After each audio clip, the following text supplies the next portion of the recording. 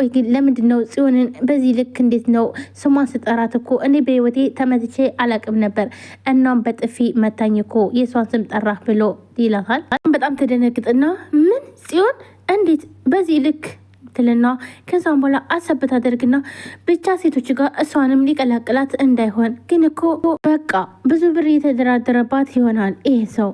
አይ አሁን ደግሞ ጽዮን ደግሞ ሴቶች ጋር ሊቀላቅላት ነው እያለች ኤፍራታም ታስባለች።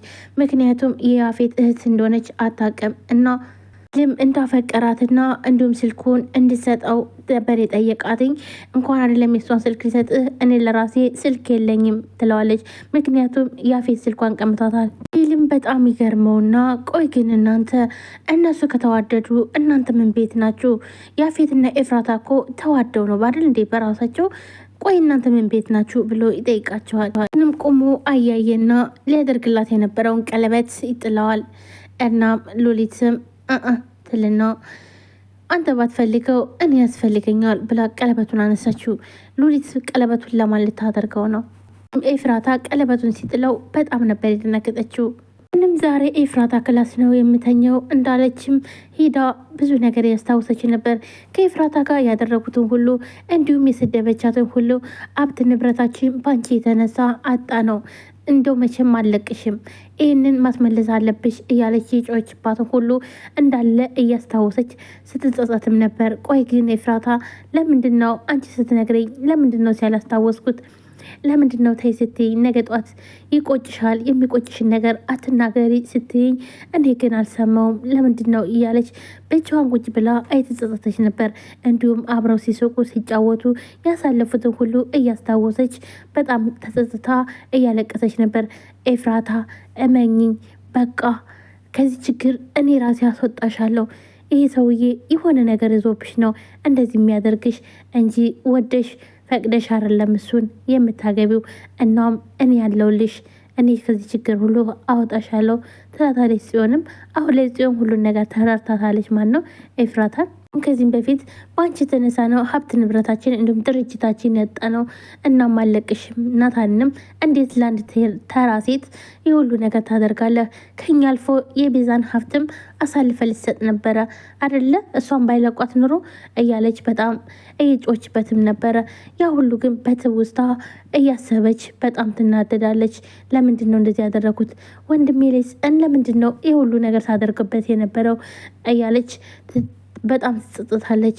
አሁን ላይ በጣም ልክ ማለትም እያስታወሰች ስለሆነ ሁሉን ነገር እናም በተለይ ከሉሊት ጋር ያላትን ነገር በጣም እያስታወሰች ነው።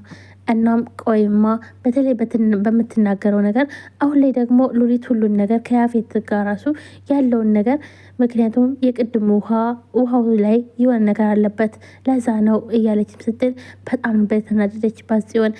እናም እንደዛ ስትል ነበር ፌንቴ የበላችው። ሰላም ጤና ይስጥልን ውድና የተከበራችሁ ቻናል ቤተሰቦች እንዴት ናችሁ? ደህና ናችሁ? ሁሉ ሰላማችሁ ብዝት ይበል። ለዚህ ቻናል አዲስ ናችሁ ሰብስክራይብ፣ ላይክ፣ ሼር በማድረግ ቤተሰብ ነው ቤተሰብ ናችሁን ከልብ ነው የማመሰግነው።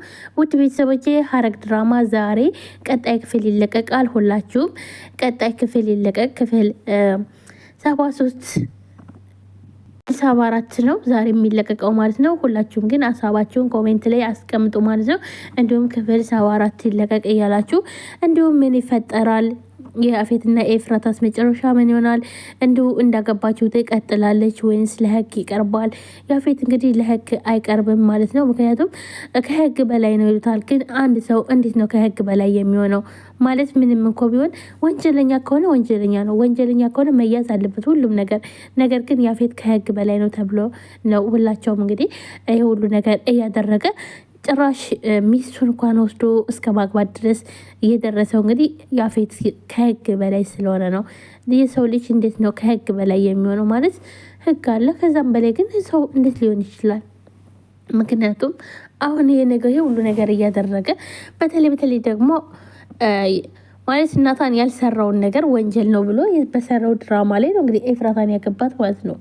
እና ውድ ቤተሰቦቼ መጨረሻው ምን ይሆናል? እስኪ ሁላችሁም ሀሳባችሁን ኮሜንት ላይ አስቀምጡ። ምን ይፈጠራል? ምን ይፈጠር ይመስላችኋል? ያፌትን ማን ያጋልጠዋል? ይህንን ነገር ማለትም ናታን እንዳላደረገውና ፌክ እንደሆነ ይህንን መረጃ ሰራተኛዋ እዛ ትወጣለች ብዬ አስባለሁ ማለት ነው። ምክንያቱም ሰራተኛዋ ተቀጥራ ነበር የተቀጠረችው። ለዛ ነው ህዊ ነች ማለት ነው እዛ ቤት ያስገባቻት። ስለዚህ ሁሉን ነገር ስትጠይቃት ደውላ እስካሁን ድረስ ምንም ነገር አላገኘውም፣ አለቃ የመስሪያ ቤት ነገር ሁሉ ነገር እንዳለ ድብቅ ነው፣ አይገኝም፣ የትም እንዳለ እስካሁን አላገኘውም ስትል ነበር። በስተ መጨረሻ ግን እሷ ነጻ ታወጣዋለች። ወይንም ደግሞ ታሪኩ ማለት ነው። ታሪኩ ማለት እንግዲህ አብሮት ከያፌት ጋር የሚሰራው እሱም ሊናገር ይችላል ማለት ነው። ምክንያቱም ኤፍራታ ያለ ፍላጎቷ ስላገባች ማለት ነው። ያው አንድ ተባባሪ እሱ ነው። ግን እውነት ግን ለእውነት ልኑር ካለ እሱም ሊያጋልጥ ይችላል። ሲቀጥል ደግሞ ሞቴ የተባለው ሰው እሱም እንግዲህ ልክ ሽጉጡን ሲተኩስበት ተዋት ተኩስ ልጄ ተው ተው እንደዚህ አታርግ እያለ ነበር አይደለ? ስለዚህ ፌክ ነበረ ማለት ነው። ሽጉጡም ፌክ ነው፣ ግን የሞተ መስሎ ሳይሞት ማለት ነው የሞተ ነበር የመሰለው።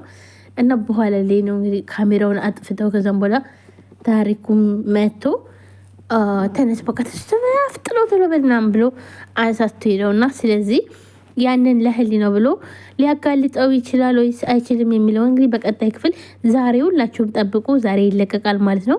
ሁላችንም በጉጉት ነው የምንጠብቀው። መጨረሻ ላይ ኤፍራታና ያፌት ተለያይተው ናታንና ኤፍራታ አንድ ላይ እንደሚሆኑ እርግጠኛ ነኝ። እናንተስ ምን ታስባላችሁ?